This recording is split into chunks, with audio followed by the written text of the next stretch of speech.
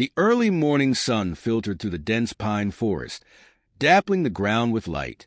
An old man, weathered but upright, stood by a wooden fence, gazing at the horizon where the mountains met the sky. This man, Arthur Kane, was a relic of humanity's troubled past, a retired general whose name still echoed through old war stories. Now, he lived a life of simplicity in the mountains, a world away from the chaos he once commanded. Arthur's sharp blue eyes scanned the treetops, their focus out of place with his apparent nonchalance.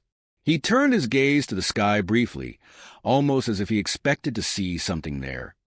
He let out a faint sigh and resumed his morning routine, tending to a modest vegetable garden and whistling a tune long forgotten by younger generations. To the casual observer, he was nothing more than an ordinary retiree enjoying a well-earned rest. Above him, hidden by the atmosphere's blue veil, an alien craft hovered silently. Inside its metallic shell, a team of xenotheric beings watched his every movement.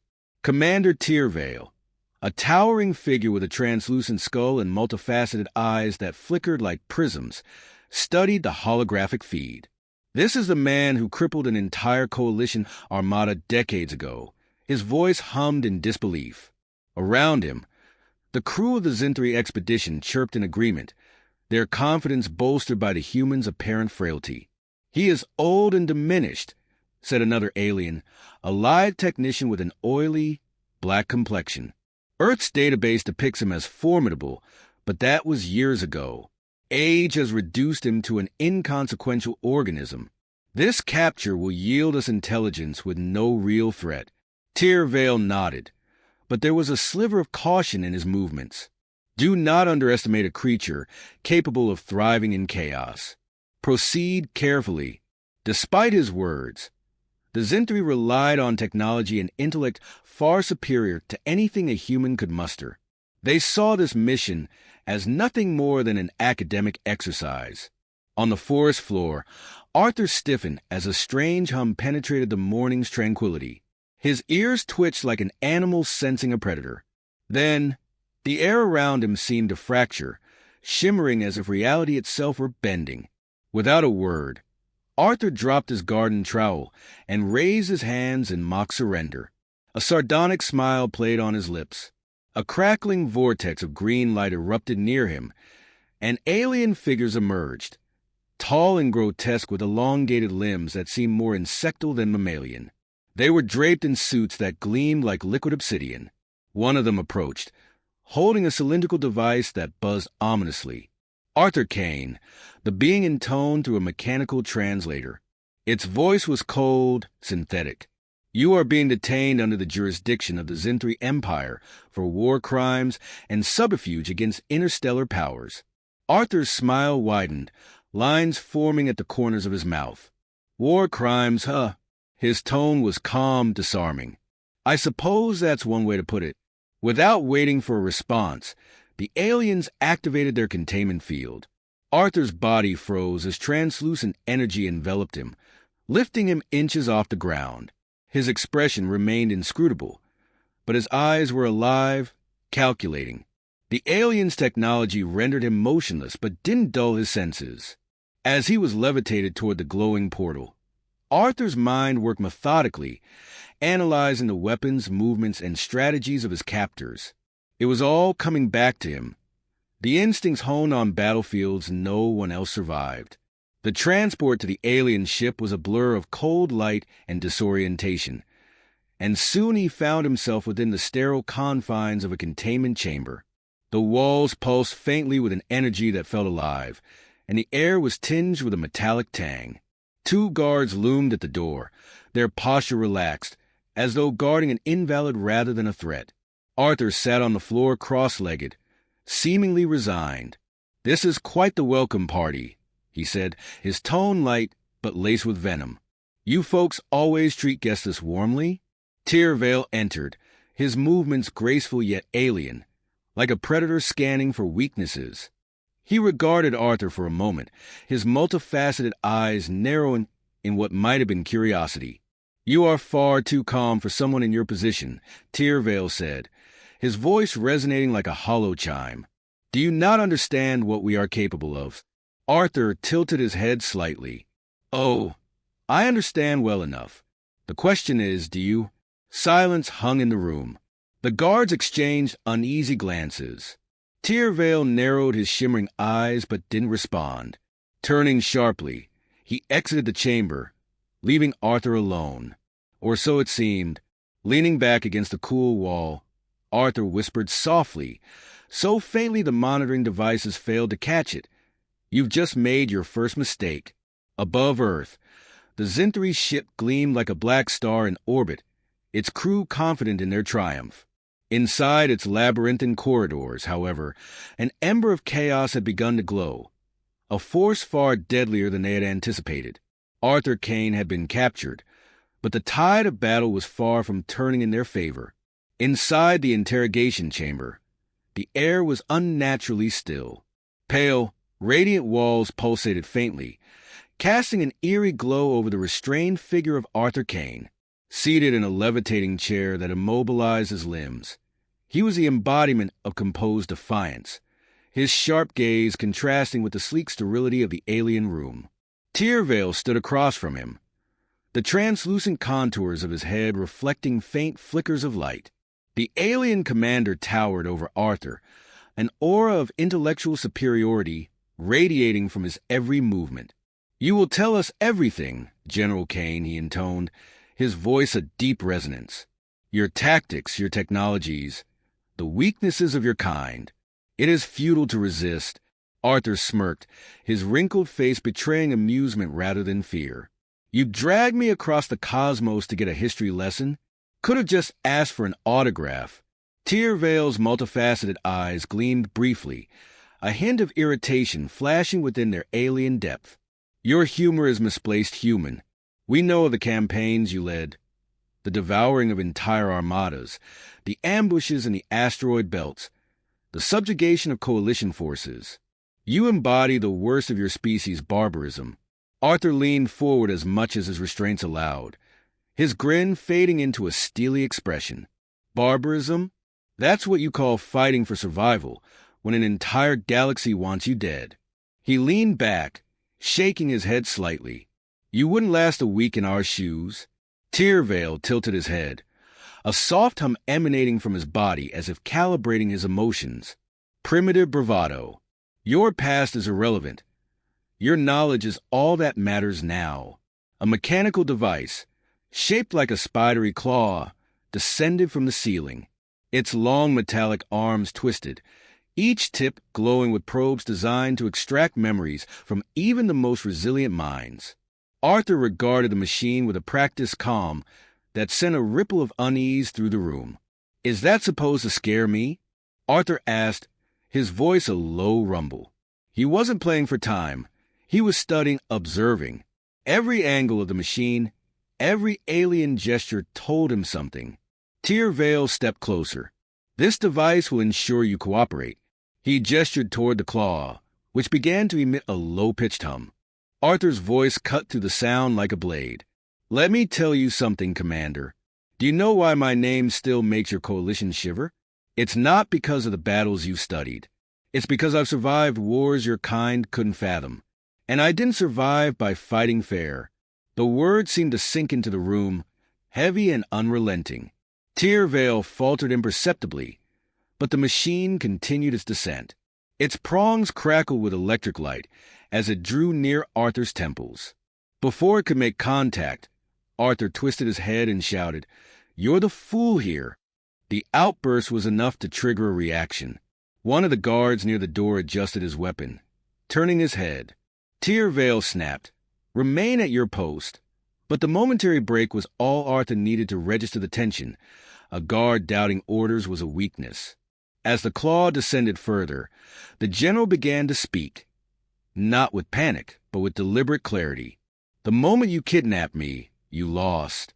You think you're interrogating me, but I'm the one gathering intel." He stared into Tyrvale's multifaceted eyes, forcing a ripple of discomfort to dance through them. "Do you want to know what's happening outside this room right now?" Tyrvale hesitated for the briefest moment, and Arthur knew he planted the first seed of doubt. The Scifi commander tightened his posture, masking the unease in his body language. You are powerless here. Whatever deceptions you hope to spin, they end with your memories in our hands. Arthur barked a short, humorless laugh. That's the difference between us. You rely on machines and data to think for you. I don't need that. I know how to make someone like you hesitate. I see it in your eyes right now. One of the guards stirred again. Tyrvale, irked by the disruption, turned sharply toward him. Arthur seized the opportunity to stoke the flame. Your crew's nervous. They don't trust your leadership. You've got cracks forming already. I said enough. Tyrvale roared, slamming a bony appendage onto the console nearby. But his frustration only reinforced the point Arthur was driving home. Control was slipping. The claw retreated into the ceiling with a sharp click, its activation postponed. Tyrvale straightened, refusing to let the human dictate the pace of events further. He turned and strode to the exit, but not without leaving a parting remark. We will see who holds the advantage by the end of this, General Kane. When the door slid shut, Arthur exhaled slowly, allowing himself a small smirk. The interrogation hadn't gone as expected, but he knew it was far from over. He leaned back against the floating chair, closing his eyes briefly. They think they've got time, he muttered to himself, the corners of his mouth curling ever so slightly. They've got no idea who they're dealing with. Above, Tyrvale stared into the ship's holographic command display, consumed by questions he wouldn't dare admit aloud. Below, in his sterile cell, Arthur Kane was far from a defeated prisoner. The game had begun, and the old soldier, now armed with newfound observations, was preparing for his next move. Despite its apparent control, the Scifi Empire was on borrowed time. The Scifi ship hummed with quiet efficiency, its polished corridors glowing faintly as energy coursed through its walls. In the command deck, Commander Tyrvale monitored the ship systems. His multifaceted eyes reflected a rapid display of holograms as alien text flowed in rhythmic patterns. Yet his mind wasn't on the data. It lingered in the containment wing, haunted by Arthur Kane's unsettling composure and enigmatic threats. Status on the prisoner, he asked, his voice cutting through the sterile silence. A nearby technician hesitated before responding. Secure, Commander. But behavioral anomalies have been observed. Tyrvale's gaze narrowed. Define anomalies. The prisoner engages in verbal activity without external stimuli. Possible psychological preparation. Tyrvale leaned closer to the feed, watching as Kane sat cross-legged in his cell, speaking faintly into the air. Though his words were inaudible, the general's expression radiated confidence. Tyrvale suppressed a shiver of unease, reminded of predators observed before a strike. Maintain vigilance, he snapped. No deviations from protocol. Arthur Kane exhaled quietly, eyes closed as he spoke, his tone even and deliberate. He wasn't praying or soliloquizing. He was relaying a plan to himself, layering it with redundancies. Every pause, every modulation of his voice corresponded to what he gleaned from his captors. The sensor nodes tracking his vitals couldn't process it as anything but human eccentricity. Too confident, he murmured. They don't expect resistance to work, so they've left exploitable gaps. His gaze shifted toward the ceiling, as though assessing its composition. He was minutes from testing his hypothesis. Suddenly, the cell lights flickered. To the untrained eye, it seemed like a power surge, a momentary blip, but to Arthur, it confirmed his deductions. He stood, moving to the far end of the chamber where the magnetic field held firm. He placed his hand just shy of the barrier and smirked. He'd seen cracks like these before, not in walls but in discipline and overconfidence. Let's start the show, he muttered, bending down to retrieve a small shard of metal that had subtly fallen from a maintenance drone during an earlier observation. A scavenged weapon, rudimentary but effective in trained hands. The alarm came unexpectedly. The command deck lit up in crimson, Scifi crew chittering in disarray. Tyrvale turned sharply as an officer reported. Energy spike in containment sector Theta. Unauthorized signal emission. How? Tyrvale hissed. His appendages hovered tensely above his console as he manipulated the data streams. The security feed sputtered before revealing an empty cell. The human was gone. He could not bypass our technology, another officer protested, but Tyrvale silenced him with a sharp glare. We underestimated him once. I will not make that mistake again. Meanwhile, Kane was no longer playing defensively. Moving with practiced efficiency, he navigated the Xintari ship, his every motion calculated to evade detection. He had spent years learning how to infiltrate superior enemy strongholds, turning the enemy's strengths into liabilities. Arthur found a console at an intersection of corridors and crouched beside it. Wires splayed like roots, and he deftly exposed a control panel, hot wiring circuits with the shard he'd concealed. The ship's energy readings surged, an engineered overload. Back on the command deck, the atmosphere was fracturing into panic. Localized system failures spreading across Deck 5, a technician shouted. Tyrvale barked orders, demanding focus from his floundering crew. Arthur's voice broke through the comm systems, a low, sardonic laugh echoing through the deck. Lost control already, Commander. Kane's tone was as sharp as a scalpel. Your ship's a lot fancier than what I'm used to, but your arrogance makes it easy to dismantle. Let me give you some advice. When you capture a warrior, don't let him think. And you've done nothing but give me time to think. Tyrvale slammed his appendage onto the console. Track him. Contain this madness. But there was no traceable pattern, only deliberate chaos spreading like wildfire. Kane had made himself a ghost within their system. Arthur reached the ship's reactor chamber, its core pulsing rhythmically like the heartbeat of a giant beast. 2 Xintari guards stood at the entrance, their weapons glowing faintly. Kane didn't hesitate. He lunged with predatory precision, disarming the first guard with a fluid motion and incapacitating the second with a blow to a sensitive joint in its exoskeleton. The combat lasted seconds, a reminder of why Kane had become a legend. He approached the reactor console, eyes scanning the alien glyphs. Let's see how you handle a system-wide cascade failure, he muttered, his fingers dancing across the controls. Behind him, Tyrvale arrived, flanked by elite guards. The tension was palpable, the air charged with unspoken challenge. Tyrvale raised a spindly arm. Surrender, Kane. Whatever advantage you think you hold will end here. Arthur turned slowly, meeting Tyrvale's prismatic gaze. His voice was cold, calculated.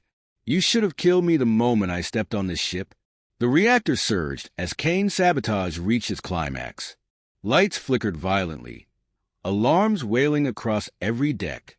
Arthur moved before the Xintari could react, seizing a guard's weapon and using it to cover his retreat. He slipped through a side hatch, sealing the door behind him. From the viewport of a Xintari shuttle, Arthur watched as explosions rippled through the massive vessel. Fire erupted along its seams as the reactor consumed itself, spilling debris into the void. Kane's face remained impassive, his mind already moving forward. He activated the shuttle's comms, broadcasting a single message to Earth. Arthur Kane, reporting in. The Xintari Empire is real, and they've just met the wrong species. As the shuttle sped toward Earth, Kane leaned back, his expression inscrutable. The old warrior was ready for the battles ahead. Above him, the shattered remains of the Xintari flagship drifted, a warning to any who dared underestimate humanity again.